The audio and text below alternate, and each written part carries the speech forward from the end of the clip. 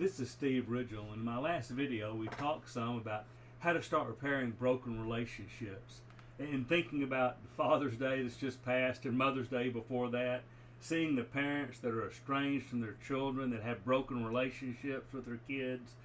We've been spending a lot of time with someone in their last days, and they're trying to extend forgiveness and ask forgiveness with a lot of friends and family members, and there's just a lot that goes into that. And so I made some suggestions last time about ways you can initially reach out, things you might can say.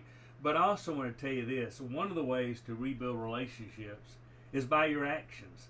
I do believe the proof is in the pudding.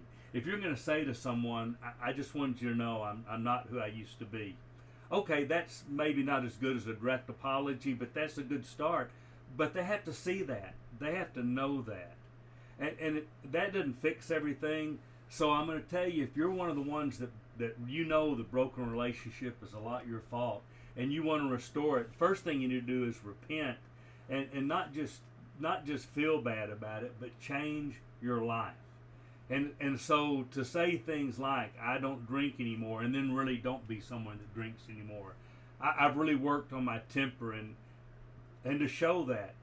You never went to church when you were raising your kids. Now you're active in church.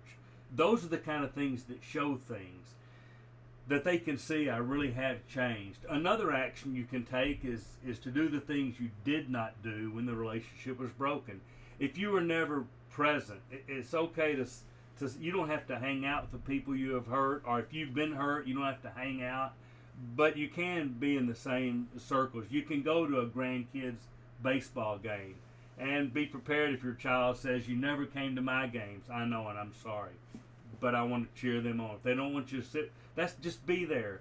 Some other things you can do that actually are direct actions. If you never praise the people that your relationship is broken with, you can do this kind of communication.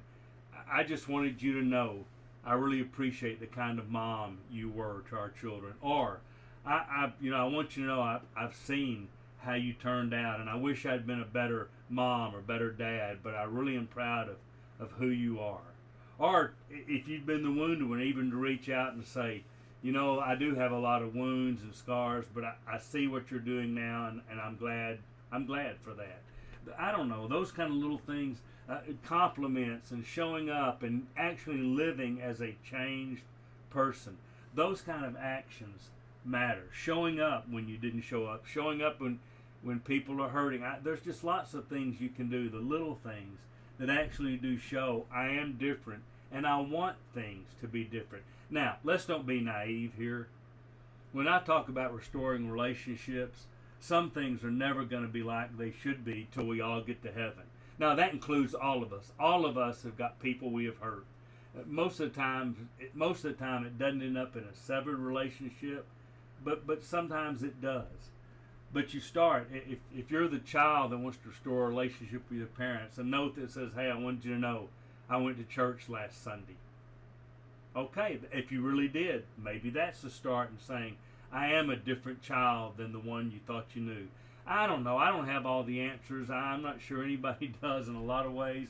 But I do know there is some power in what you say to people, and then in really demonstrating that I am different. I'm not the person that I was when I left home or when I lost our relationship or whatever it is. So actions do speak louder than words, and the proof really is in the pudding. So let's try to act the way we want to restore our relationships.